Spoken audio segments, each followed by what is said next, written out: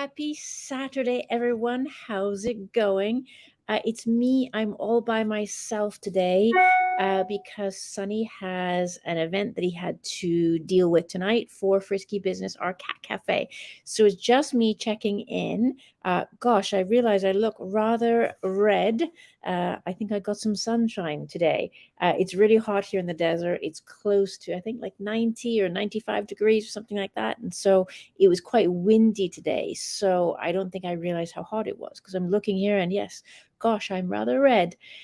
Anyway, hope you all had a great Saturday. I am checking in on day six of our 66-day challenge to let you know what our day was like. And I'll be honest with you, Sunny and I decided to modify the goal slightly. As in, we realized that we had set the 66-day challenge with 5 goals, but we didn't actually put in any rest days. Now, that doesn't mean giving up days. It means rest days. So to recap what our goals are, we've got 4 mutual goals and then 1 individual goal each. So the mutual goals are we wake up at 4:50 a.m. every morning without fail. We do 1 hour of mind mastery, meaning we do 1 hour of studies or reading of anything to do with mindset, personal development, self-help, all that good stuff to like own the morning and own your day. And then you start out with a positive mindset. The other goal is to do 1 hour of exercise a day and 12,000 steps. The other goal is every evening before bed, we watch a motivational video so that when you go to sleep at night, you go to bed with motivating thoughts and you kind of ingest it via osmosis. And then the individual goals are Sunny wanted to quit vaping and I want to give up refined sugar. And so we're on day 6 and today we woke up knackered. Absolutely knackered, as we would say in England, and realized that we didn't actually put any rest day in there. So what we're doing now, we've decided that on weekends, rather than get up at 4:50 a.m., we'll get up around 7 or 7:30. That means that we can still have a bit of a life because what we're noticing with getting up so early in the morning, we're not having any fun at night. Like literally work our ass off all day. Okay, have some dinner and now it's time for bed. Watch a motivational video and go to bed. And now I have to tell my puppy off. Hang on 1 second. Sophie, down. Sorry. She keeps jumping on the bed and pretending that she didn't really do it.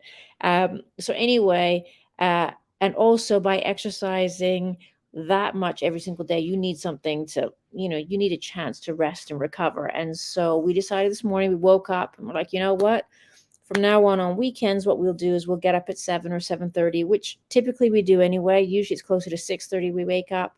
And then rather than go work our asses off and go and do 12,000 steps and 1 hour of exercise and all that good stuff, let the body recover because like we're both sore. We're really sore. So it's like, your body needs a chance to rest. And I should have remembered that when we set the goals, because I remember when I was training for my marathons, you always needed a rest day. You always needed a day to recover and your muscles needed to recover and so forth. And actually incorporating rest days into your exercise regime was considered part of your exercise regime for running. So anyway, so we modified the goal today. So we slept in until a delicious, I think it was 7:30 this morning.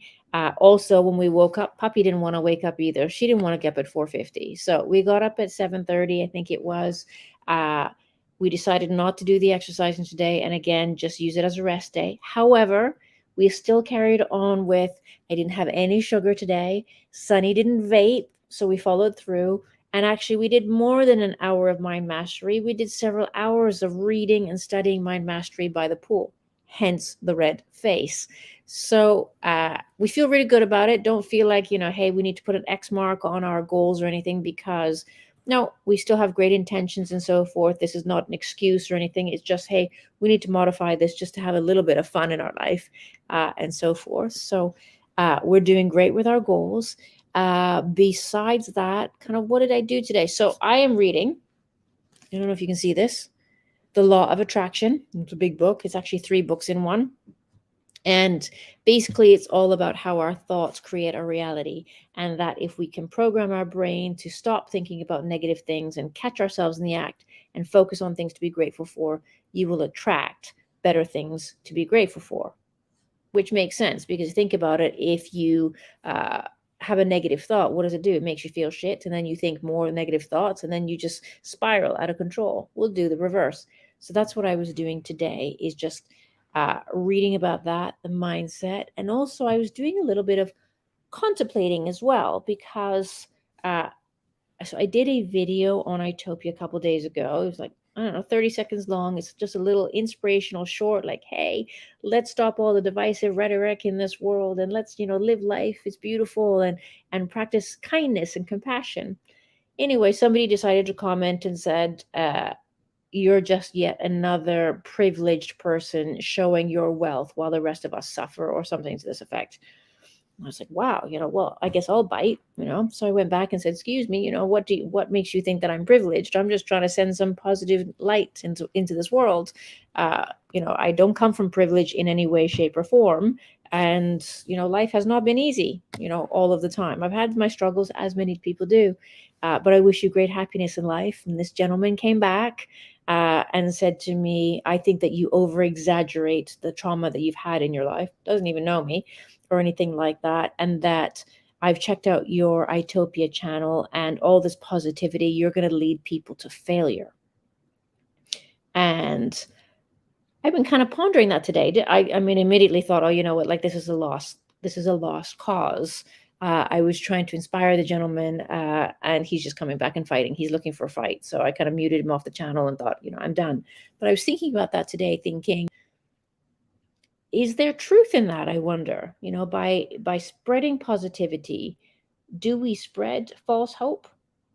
I don't think so. I've been kind of pondering this all day today, reading my law of attraction books and so forth. And I was thinking, no, because what is the alternative to spreading positivity and hope? What is the alternative? Is the better alternative to instead say to someone, well, actually, you know what, you're fucked. Like, it's a lost cause. It's a lost cause. You might as well give up now, dude. It's a lost cause. Like what is the point? What is the point of agreeing with the person who's already in a negative headspace? Isn't it better to provide hope and inspiration and say, hey, you know what? A lot of people have been in shit and have come out on the other side. And so you can too. So anyway, that's what I was pondering today. I was pondering, like, hey, does that person have some truth in their comments and so forth? I can't find any valid reason for that person's opinion, but I'm curious, what do you think about that? Can we be guilty of spreading too much positivity and false hope? I don't personally think so, but I'd be curious as to what your thoughts are on that. I'm reading some comments here. Oh, my Sonny's on here. Hey, Revis 808088. Nice to see you. I can see Amos. Yeah, exactly. So Amos is saying some people just want to be a problem and cause harm. Oh, and Prosser's on here. Good morning. I'm all red because I got burned by the pool. So apologies that I'm fresh out of the shower. I'm makeup free and I'm all red like a lobster. But you're right, Amos. I think some people are just looking for a fight and spoiling for a fight and so forth. The reason actually why I engaged with this person today is actually this happened to me a few years ago. I had put a positive post up on Twitter, I think it was, and this person came back and said, people like you spreading all this positivity make me feel really bad about myself. And I remember being shocked, I've never been attacked online, I was horrified. And so I reached out to that person and said, hey, what do you mean? I'm just spreading love and light in this world. And actually that person ended up reaching out to me, and I ended up having half a dozen conversations with this person, and this person ended up they were going through a really, really rough spot. And so that's why they jumped on me on Twitter and so forth. And I was able to turn that person around and get them to see a little bit of hope. And so that's why I decided to engage in the person today, thinking, well, maybe I can inspire some hope and so forth. But apparently not. They just wanted to fight. So anyway, that is what I was doing today, doing a lot of pondering and a lot of reading and positivity and mindset. I would love to hear your thoughts, you people that are online here. I can see Revis Prosser, Sonny's on here, Amos is on here as well. What do you think about your thoughts creating reality? I genuinely think that if we focus on the positive, no matter what we're going through in life, no matter what. You can always find the good somewhere in the world. Do you agree with that statement or not? Or is that just a practice mindset that I've managed to get myself through? I'm curious to see if any of you have any comments here. Come on, people, comment. Okay. You're not commenting, so I will leave that. So as I say, Sonny's doing good on his goals. I'm doing good on my goals. Tomorrow, we're probably going to have a sleep in as well until 7 o'clock. But we will carry on with the no smoking for Sonny and the no sugar for me. And we'll carry on with the mindset training and so forth. Thank you, all of you, for tuning in. I'm not seeing any comments or anything, no engagement really. So I will check out. But I want to say thank you so much for tuning in. I hope that Sonny and I are providing you with inspiration. That is our desire. Oh, now Prosser's on here. Hang on. Well, I think what's difficult for people is when they're all at the bottom of the pit and down there to find positivity. Like they say, if you can dream, you can make it. But that's a flaw of society. I would agree with you, Prosser. And the biggest thing I'd want to say is I know what that's like to be in the bottom of the pit. I know what it's like to be, for example, in my case, curled up on my bathroom floor, suffering from panic attacks. If you'd said to me in that moment, Claire, listen to the birds chirping, it's beautiful outside, I'd be like, what? I'm just grasping to hang on right now. So I get it. I get what it's like to be in the bottom of the pit and then trying to find the positivity. But if you can, things get better. If you can stop focusing on the negative, things do get better. And it's a learned behavior on my part, definitely. And it took me a long time to do that. But now it's getting to the point where as soon as something dark happens to me or difficult, I'm like, okay, well, what's the opportunity here? How can I feel better? I was talking to an Irishman today in the swimming pool, and he was saying to me, life is really, really beautiful. And I said, I agree. Life is really, really beautiful. And he said that he'd come to the conclusion that life is really, really beautiful because he comes from adversity. And I thought, you're right. When you come from adversity and you come on the other side, then you think that life is beautiful. But what I wonder is, why do we have to face adversity to find that life is beautiful? Do we need the adversity to give us perspective? Because it's kind of a shame. It's usually, I say in my keynote speeches on stages, why does it take a burnout or a health scare or a grief or some major trauma to wake us up to the beauty of life? Why do you think that is? I'm reading some of your comments here. Hey, Prosser. Prosser says you've been there too. Okay. I don't know. Apologies, because I am by myself here. I can't remember, and I should have asked Sonny to show me. He did offer to show me, but of course I said I knew what I was doing.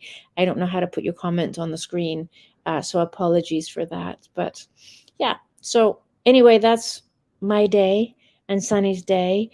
Hopefully I'm not rambling too much. It feels weird talking to myself and then not being able to put your comments up here. Oh, Revis, I think there's probably a delay here. I think your comments are delayed.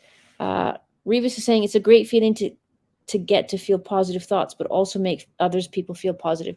I agree. I think, spreading positivity and making somebody feel better invariably always makes you feel better as well. It's like, that's the meaning of life. Amos is saying adversity is like exercise. You have to go through it to come out better in the end. I agree. Prosser. But I think if you can find people that you trust, you should be able to tell them that when you need to push. I agree. But our egos get in the way and don't like it sometimes when we're pushed. I mean, even I don't like it. If Sonny calls me out on something or I call Sonny out on something, the instant reaction is to feel slightly defensive. But we shouldn't feel defensive. We should take the hit and realize that our close people who are calling us out on our own bullshit are actually rising us up. So I would agree with you, Prosser. Okay, so that's it from me. I don't think I have anything else sexy and exciting to tell you other than I highly recommend picking up this book, The Law of Attraction. There's 3 books in one there, but very, very good. And it will rise you up. And actually, even if you're in a difficult place as well, it actually empowers you. Prosser saying to me, it's easier for me to get people to feel good than myself. Always been something I struggle with. It's easy to get other people to feel good, but you can't make yourself feel good. And Amos, you feel the same way. Let me think about that. What does that mean? It's easier for me to get other people to feel good, but you don't feel good about yourself? How come? Is that a self-worth thing?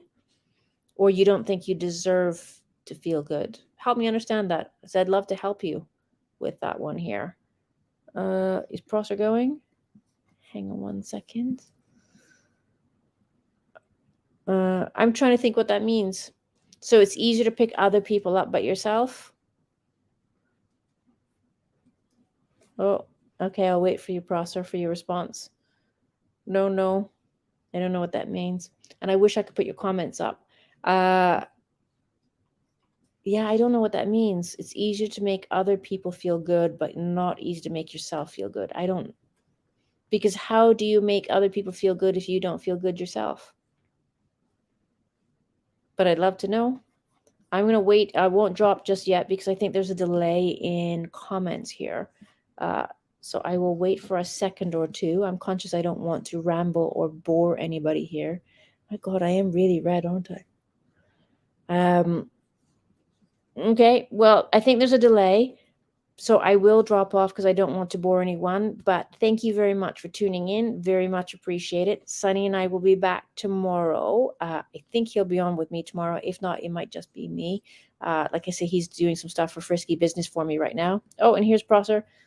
It's easier, for example, if Amos would feel sad or something, I could pick him up easier than I could pick myself up if I were in the same situation.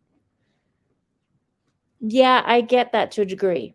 I get that to a degree. I can understand that. It's easier to give advice than take your own advice. And I can be guilty of that too. But I try to teach myself that I'm good to no one if I can't rise myself up. That's how I kind of do it. So anyway, thank you very much for tuning in. I very much appreciate it.